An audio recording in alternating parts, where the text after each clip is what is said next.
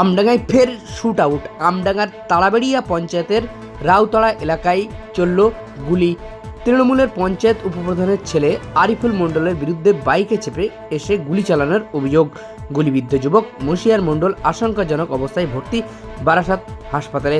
মঙ্গলবার রাতে আমডাঙ্গার তাড়াবেড়িয়া পঞ্চায়েতের রাউতাড়া এলাকায় এক যুবককে লক্ষ্য করে এক রাউন্ড গুলি চালানোর অভিযোগ ওঠে পঞ্চায়েতের উপপ্রধানের ছেলের বিরুদ্ধে। ঘটনাস্থলে আমডাঙ্গা থানার বিশাল পুলিশ বাহিনী মোতায়েন করা হয়। ঘটনার পর এলাকায় পুলিশ পিকেটও বসানো হয়েছে। গুলি চলার ঘটনা নিন্দনীয়, এমন ঘটনা ঘটা ঠিক হয়নি। ঘটনা প্রসঙ্গে মন্তব্য, আমডাঙ্গা তৃণমূল বিধায়কের প্রেম ঘটিত কারণেই গুলি চলতে পারে, এর সঙ্গে দলের কোনো যোগ নেই দাবি আমডাঙ্গার বিধায়ক রফিকুর রহমানের। একই দাবি গুলিবিদ্ধ যুবকের মা ও দিদির। দোষীর শাস্তি চাই দাবি আতঙ্কিত স্থানীয় বাসিন্দাদের। ব্যুরো রিপোর্ট, আমডাঙ্গা বার্তা। এরকম ঘটনায় আমি কলকাতায় ছিলাম, নবান্নে ছিলাম একটা কাজে, ফিরলাম। ওর স্ত্রীর সঙ্গে এর একটা শারীরিক সম্পর্ক ছিল। দীর্ঘ 3 মাস আগে ওর সঙ্গে কোথায় পালিয়ে গেছিল, প্রায় মাসখানেক। পরবর্তীকালে এলাকার লোক মীমাংস করে ঘরে তুলে দিয়েছিল। তারপর আবার তার স্বামীকে শুনছি গুলি করেছে, এমন কি ঘটনা জানি না। কি মনে হয় একেবারে তৃণমূলের উপপ্রধানের ছেলে গুলি চালিয়েছে বলে অভিযোগ? সঙ্গে রাজনীতির কোনো সম্পর্ক নেই, সম্পূর্ণ একটা ব্যক্তিগত প্রেম ঘটিত ব্যাপার। এই যে মশিয়ার রহমান গুলিবিদ্ধ হয়েছেন, তাকে তিনিও কি তৃণমূল করেন দাবি তুলছে স্থানীয়রা যে তিনি? বেশিরভাগই তৃণমূলের সঙ্গে, বেশিরভাগ। আরিফুলটাকে আরিফুল যে মেরেছে শুনছি, নাম আরিফুলকে আমি জানি। তিনি কি উপপ্রধানের ছেলে? শুনছি তো তাই। আচ্ছা, এমন একটা ঘটনা কি বলবেন এলাকায়, কিভাবে দেখছেন বিষয়টা?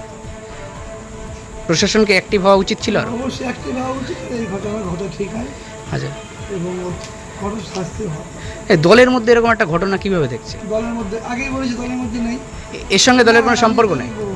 দল বলে এখানে কিছু নেই। আচ্ছা, এটা কি পুরো ব্যক্তিগত ইস্যু মনে করছেন? সম্পূর্ণ অন্য ইস্যু, দলের সঙ্গে কোনো সম্পর্ক নেই। Thank you.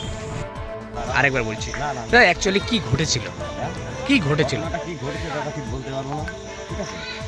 আমরা বললাম ওখানে খেলা দেখছিলাম, খেলা দেখার সময় রাস্তা থেকে বার হয়েছি, চিল্লাচিল্লির আওয়াজ শুনে। তারপরে দেখছি যে মোটামুটি যার গুলি লেগেছে প্রচুর রক্ত ঝরছে, ঠিক আছে।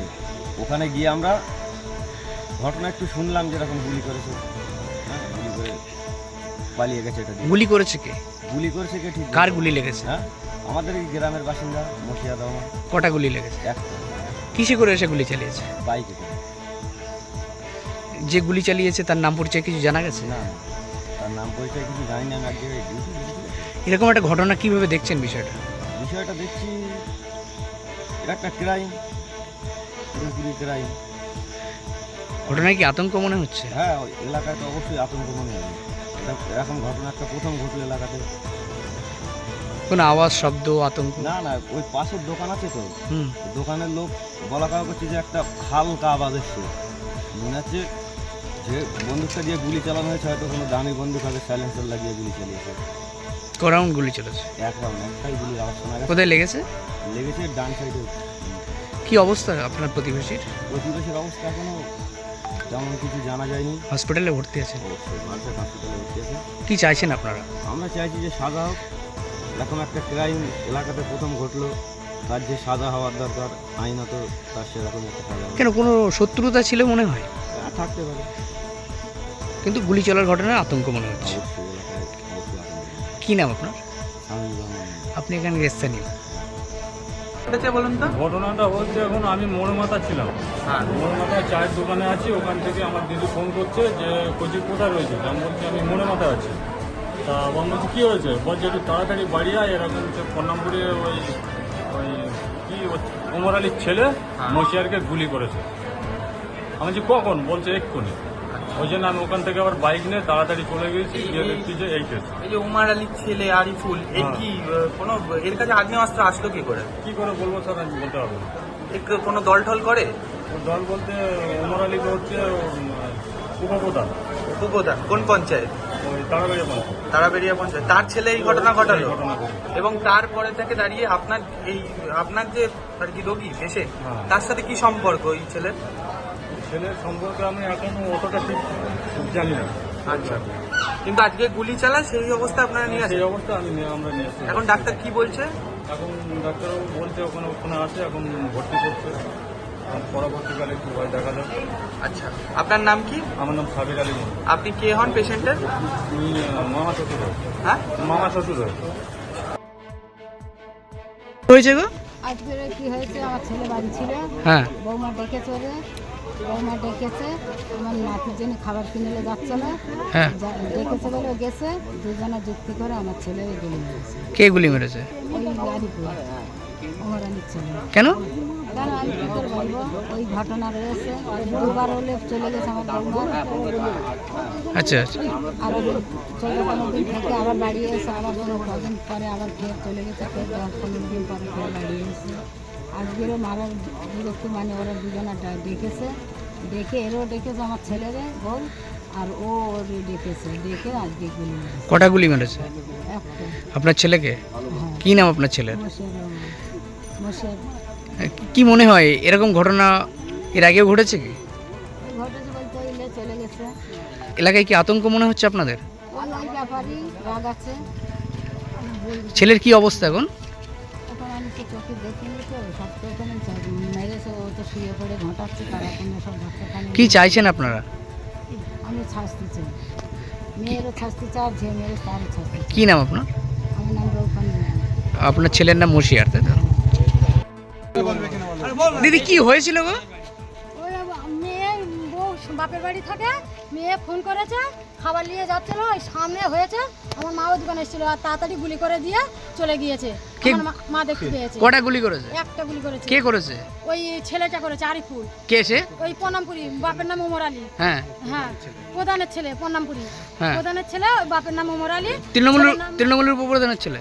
হ্যাঁ, ছেলের নাম আরিফুল। হ্যাঁ, ও কাকে গুলি করেছে? ও আমার ভাইকে করেছে।